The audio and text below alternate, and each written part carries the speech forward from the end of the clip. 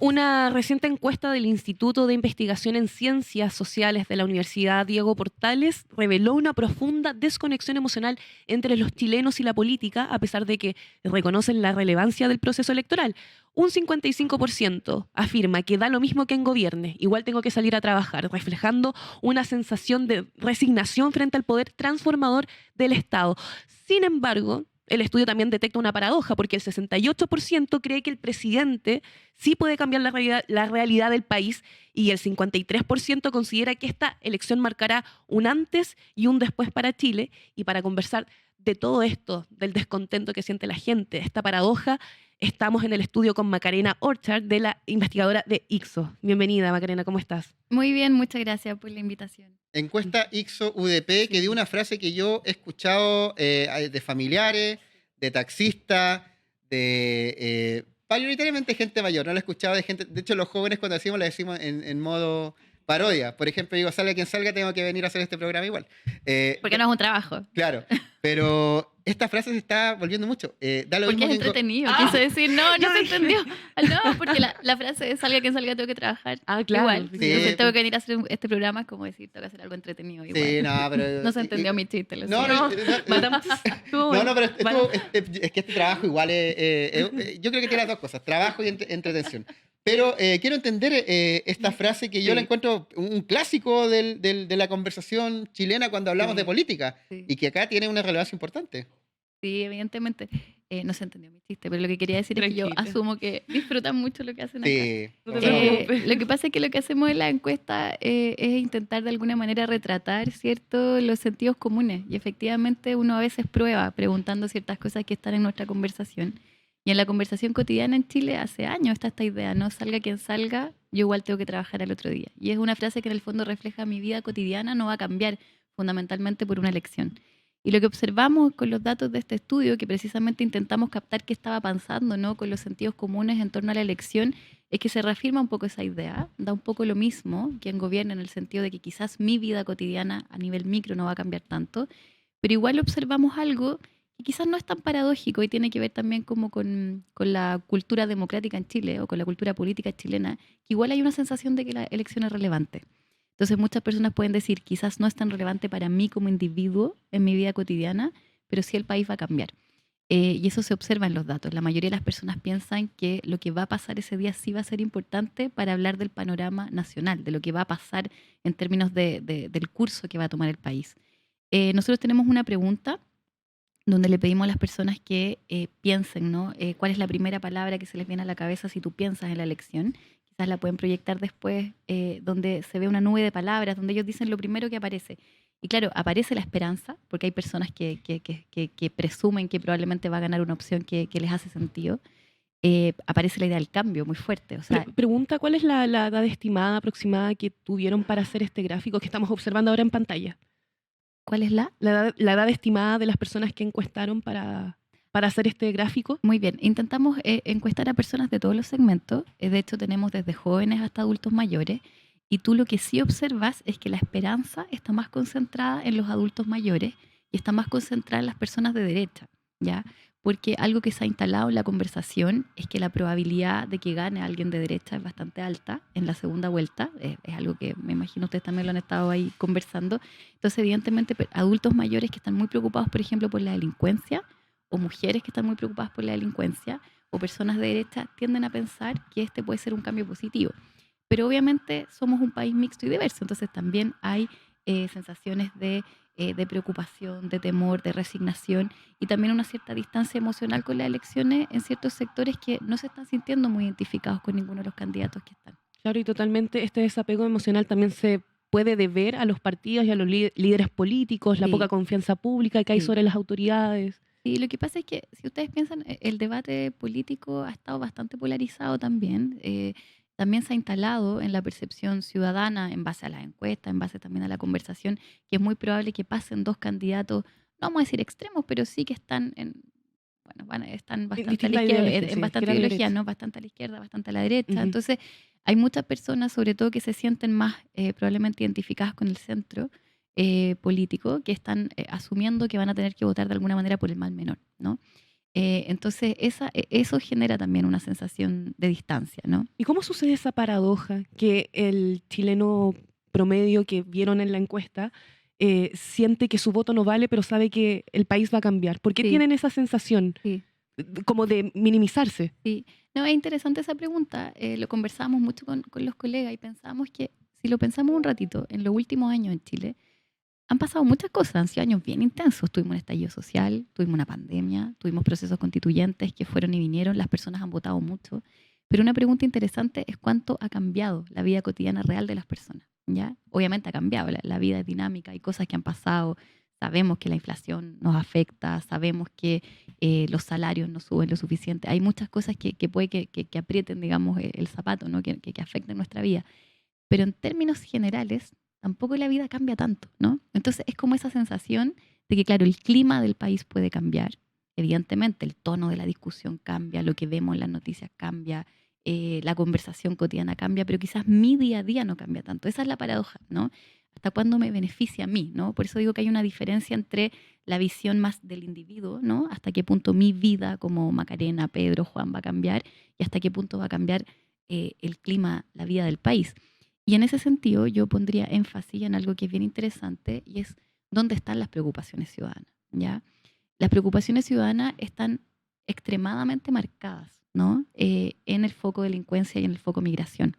Lo Entonces, vinculan directamente. sí, están muy vinculados, están muy vinculados. De hecho, hay una lámina en que nosotros les preguntamos a las personas qué te preocupa más que pueda pasar en el próximo gobierno, que también alude a qué es lo que quieres que se resuelva, ¿no? Y lo que más preocuparía es que aumente la delincuencia o que aumente la inmigración irregular, ¿ya? Entonces, ahí es donde están las preocupaciones. Entonces, claro, si eso se solucionase, el país va a cambiar, ¿se entiende? Y si no se soluciona, también, en términos contextuales. El punto es cuánto afecta tu vida cotidiana, tu salario, tu trabajo, etcétera, ¿no? Entonces, yo creo que por ahí está esa como aparente paradoja. ¿Dónde estamos mirando? De hecho, una discusión súper interesante que también hemos tenido a propósito de estos datos y que quizás podríamos tener hoy día es, algunos dicen que Chile se ha derechizado, por ejemplo. ¿Se ha derechizado Chile? Esa es una buena pregunta, ¿ya? Y para dar esa discusión, yo les invitaría a mirar un gráfico que nos ha parecido muy interesante, lo estoy buscando acá, sí, que está en la página 25 de nuestro PDF, que es cuando un poco le preguntamos a las personas qué están dispuestas a ganar y qué están dispuestas a perder, ¿no? Y es bien interesante porque esa lámina te puede mostrar un poco como el panorama ideológico que se observa en la encuesta, ¿ya? Macarena, ¿y cómo se ¿Sí? podría explicar la coexistencia entre una ciudadanía que exige seguridad más conservadora, pero a la vez pide derechos individuales de una manera más liberal? Exactamente, para allá quería ir. Es súper interesante, súper bien. De hecho, como hablemos de esas paradojas, porque nosotros tenemos una ciudadanía que en términos mayoritarios es más bien liberal. O sea, está de acuerdo con la eutanasia, está de acuerdo con el aborto, al menos en tres causales, ¿cierto? Hay varias dimensiones en las que la ciudadanía es más bien liberal. Si tú lo miras en términos del deseo de igualdad, por ejemplo, el deseo de redistribución, no es lo más importante hoy día para las personas, pero sigue siendo relevante. Entonces, ¿qué es lo que nosotros observamos que pasó? Y por eso quería hablar un poco de este gráfico. Tú le preguntas a las personas, ¿cuán de acuerdo estás con ciertas cosas, no? Por ejemplo, ¿qué es más importante, cierto? ¿Castigar a los delincuentes o rehabilitarlos? Claro, ahí las personas van a decir castigar a los delincuentes. Castigarlos. ¿Ya? O sea, el punitivismo, el castigo que tiene que ver con que prefiero que el país está ordenado, ¿cierto? Es lo que predomina. Por ejemplo, fíjense acá, prefiero que se mantenga el orden público, aunque eso limite el derecho a manifestarse. 51% prefiere el orden público que el derecho a la manifestación, ¿ya? Pero cuando tú ya empiezas a escalar en otros temas, por ejemplo, ¿estarías dispuesto a perder libertad por garantizar el orden? ¿O estarías dispuesto a que los expertos tomen las decisiones en vez de que haya democracia?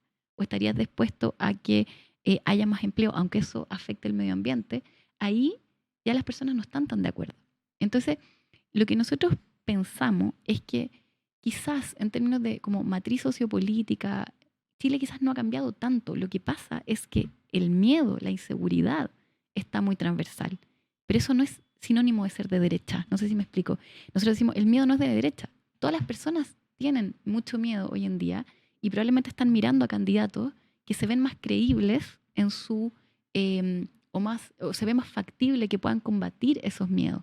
Pero eso no significa necesariamente que en términos ideológicos, ¿sí? Como estructura ideológica basal, las personas estén más derechizadas. Todavía hay muchas personas que quisieran que hubiera más igualdad, que están más preocupadas por el medio ambiente que por la eficiencia económica, etcétera. Entonces, es bien interesante preguntarnos eso. Por eso insisto, ¿cómo se ha derechizado Chile o más bien tenemos mucho miedo? Y en ese sentido resonamos a veces, o las personas están resonando con candidatos que se ven más creíbles en su oferta de vencer ese temor. O más que creíble, ¿no será como muestran más dureza? O más, Porque más que credibilidad, yo me he dado cuenta en los discursos o en los programas no te ofrecen algo efectivo, algo práctico. Son solamente palabras bonitas, adornadas con adjetivos, pero la gente lo hace porque instalan la mano dura que ellos desean. Sí, de hecho tenemos otra encuesta, otra pregunta muy interesante en que le preguntamos a las personas cuáles son como los atributos que ellos valoran en los presidentes, qué esperan de estos presidentes. Y es bien interesante el ranking. Estoy buscando la lámina. Nosotros les pedimos, claro, ¿qué tipo de liderazgo cree usted que necesita Chile para enfrentar los próximos años? Y si tú te fijas, les pusimos una lista de de características en el fondo. Esto está en la página 38 y aparece la honestidad y ser decidido y rápido para tomar las decisiones y también tener mano dura y ser autoritario como las 3 cosas más relevantes. Y otras cosas que uno podría pensar que son muy deseables, como la moderación, por ejemplo, está pero al final del gráfico. O sea, solo 5% cree que la moderación hoy día es relevante. La inteligencia, por ejemplo, yo pensaría que es muy importante. No aparece dentro de las primeras. Es ser experimentado, por ejemplo. Tampoco, ¿no? O sea, aparece, pero no de lo prioritario. Entonces, es muy interesante. A mí me parece que este gráfico es muy interesante para entender lo que estamos buscando ahora. Una persona honesta, decidida y autoritaria, que tenga mano dura, que esté dispuesta a tomar decisiones. ¿Sí? Y las otras cosas aparecen como menos importantes. La empatía, el diálogo, ser experimentado. Entonces, ¿qué está pasando ahí? ¿Por qué queremos ese tipo de líderes? Yo creo que es la pregunta que nos tenemos que hacer. Estamos conversando con Macarena Orchard, investigadora Ixos, que nos está mostrando los resultados de la encuesta Ixo-VP. Tú dijiste que no necesariamente que a la gente le gusten lo extremo, aunque yo en algunos datos que vi querían mano dura, estaban dispuestos a sacrificar libertades en pos de seguridad, lo cual me parece que da pie para que haya actitud extrema. Pero que hacer hincapié en algo que dijiste y que puede ser una discrepancia que yo tengo. Sí. Dijiste la gente es más de centro. Yo no creo que la gente sea de centro, como pensando en el clivaje político izquierda, centro, derecha. Yo creo que hay gente que no es de nada en realidad, ¿no? Y a veces lo igualamos a eso ser de centro. La gente, por ejemplo, lo que uno a veces podría pensar como centro, a veces alguien que quiere a Kast o Kaiser y te dice que no quiere extremo, pero quiere solución, más que quiere, no sé, a Carolina Toá o a Amarillos o a Demócratas, porque eso es lo que es el centro en realidad. Entonces, en esa disputa de centro, me parece que en la conversación estamos haciendo esa igualación de centro a gente que no quiere extremo. Y no sé si concuerdas, pero me parece que no debería ser así porque no querer extremo no es igual a querer a el PPD o Evópolis. Sí. No, de hecho estoy súper de acuerdo contigo. Yo creo que quizás hay como 2 dimensiones. Probablemente hay personas que sí se identifican más con el centro, pero eso probablemente no es lo predominante. Y yo creo que en eso tú tienes razón. Hay mucha gente que no se identifica ya con el eje izquierda, derecha, centro. De hecho, ese es un clivaje un poco antiguo. Sí, ¿ya? como que está superado. La gente es más como lo que habla Milei, de la casta y la gente común. Exacto. De hecho, muchas veces se habla más bien de la distinción élite-pueblo, ¿cierto? Que es una distinción que a veces hace más sentido.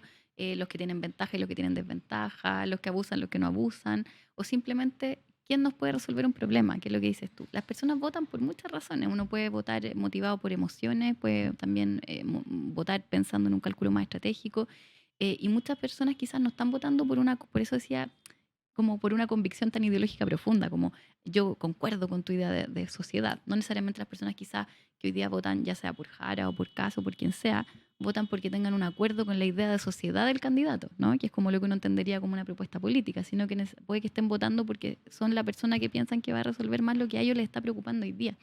Y lo que dicen todas las encuestas, esto hace tiempo, es que es muy obvio que es lo que nos está preocupando a la mayoría de las personas, y mucho, muy marcado. Otras veces los clivajes han sido más diversos. Yo siempre digo, antes del estallido social o en esa época, probablemente la preocupación por la igualdad o la desigualdad habría estado mucho más alta en las encuestas. En algún momento fue la educación, en algún momento fue la pobreza. Hoy día delincuencia y migración eclipsó completamente la conversación, ¿cierto? Entonces, tú tienes toda la razón. Por eso también insisto un poco en esta idea como de no es necesariamente una derechización, como quizás probablemente tampoco el estallido social fue una izquierdización, que también fue una lectura probablemente muy equívoca de ese periodo, ¿no? Macarena, entonces esto podría configurar un nuevo eje ideológico más allá Sí. del clásico izquierda-derecha. Sí, totalmente.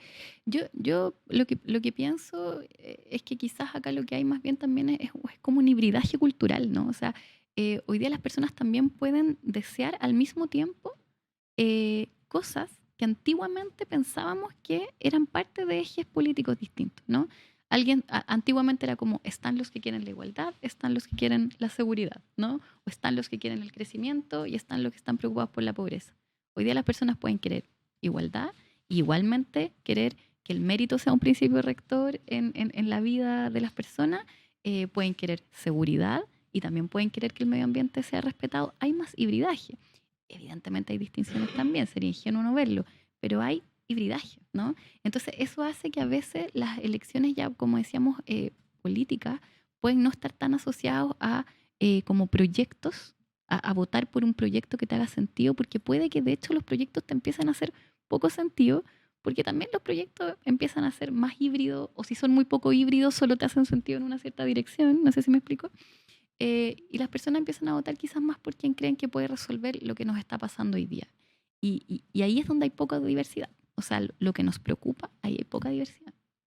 Las demandas por seguridad estarían desplazando dimensiones de bienestar como la salud, la educación, porque claro, una de las prioridades es la seguridad y también la inmigración irregular. Sí. Yo lo que pienso es que hay que diferenciar como entre el corto plazo y el mediano y el largo plazo. Hay como dolores en la población que son muy basales y que no se van. O sea, salud es un dolor crucial en la sociedad chilena. Todo el tema de la espera, las listas de espera en salud, el tema de que no, de que a lo mejor vas a la consulta y sientes que el médico no te trata tan bien como te trataría si estuvieras en una clínica. Esos dolores no se van.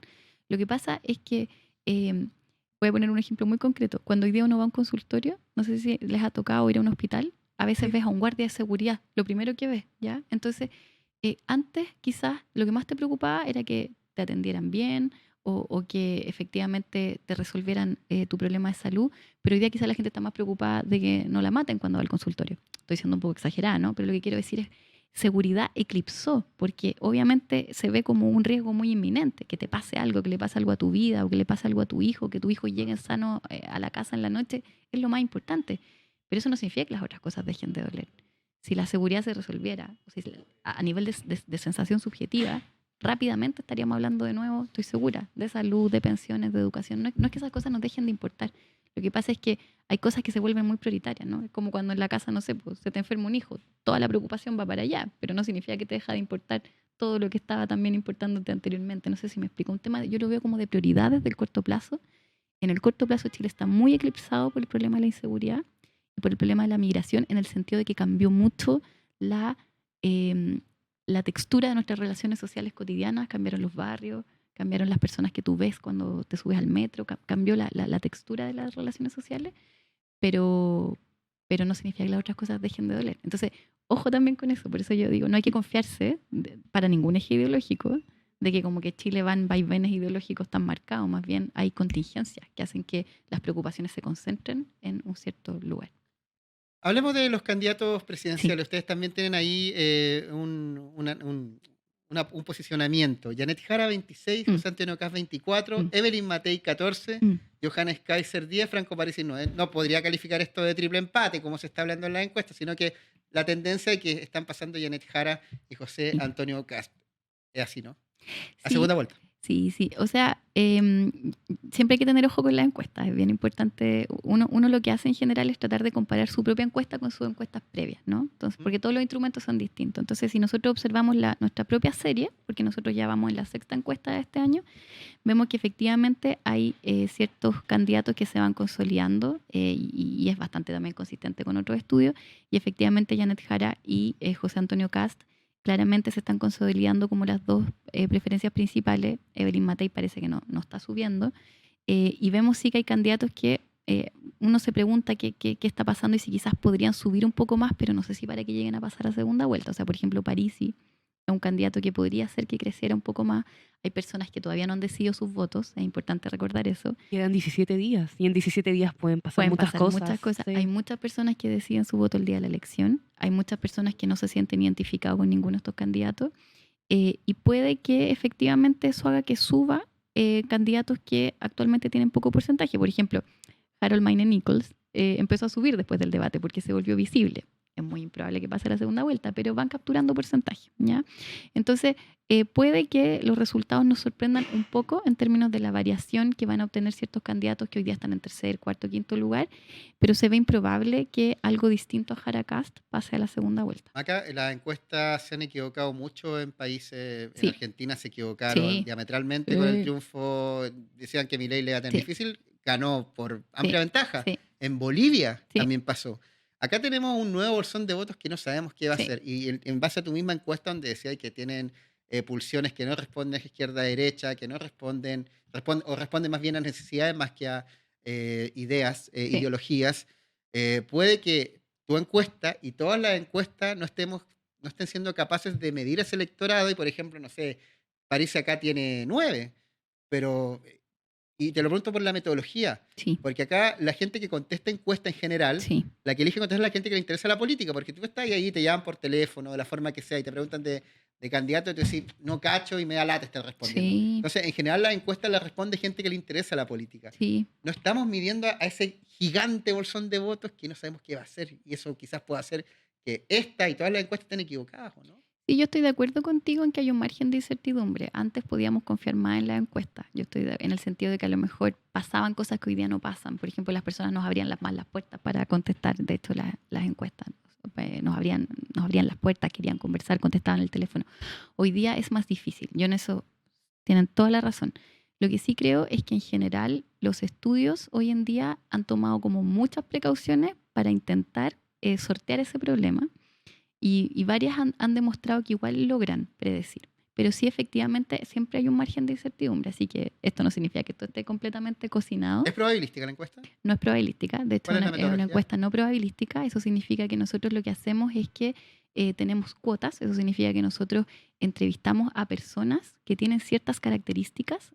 Nos preocupamos de que hayan personas de las distintas clases sociales, que hayan personas, ¿cierto?, con distintos niveles de edad, que hayan personas de los distintos sexos, y en base a eso nosotros estudiamos tendencias, pero nosotros no hacemos predicción probabilística. Así que es muy importante esa pregunta porque a veces se confunde. Entonces nosotros a partir de esta encuesta no hacemos inferencia poblacional, observamos tendencias. Por eso yo insistía que lo que nuestra encuesta muestra es que hay una tendencia que se consolida, que hay 2 candidatos que sistemáticamente están en los primeros lugares, pero evidentemente hay un margen de incertidumbre y el 16 de noviembre todos vamos a estar muy atentos a lo que pasa. O sea, de todas maneras siempre hay que poner ese punto. 16 de noviembre y después 14 de diciembre, porque tenemos... Probablemente, sería muy raro que no hubiera... Ahí sí que las encuestas se habrían caído mucho. Claro, que alguien gane en primera vuelta. Sí, pero eso sería muy improbable porque tenemos una dispersión de candidatos muy, muy grande. Bueno, hay un candidato que dentro de su campaña habla de ganar en primera vuelta, que es José Antonio Kast, que se cree capaz de aquello. Sí, pero también hay que recordar que en las campañas se dicen cosas que no necesariamente están ancladas a lo real, sino a los deseos y a las expectativas y a movilizar. ¿No? La probabilidad de que no haya segunda vuelta sería muy baja. O sea, ahí nos vamos todos para la casa. Se acabaron la encuesta en Chile, de todas maneras. Claro. Macarena Orchari, investigadora ICSO, nos trajo todo el reporte de la encuesta ICSO-BP. ¿Dónde la podemos revisar entera? Sí, en la página del ICSO. El ICSO es el Instituto de Ciencias Sociales de la Universidad Diego Portales, y en la página web dejamos todas las encuestas y también las bases de datos para lo que les guste hacer análisis, siempre abiertas para que puedan hacer sus propios análisis también. Agradecemos mucho la presencia esta mañana en Turno de Maca. A ustedes, muchas gracias.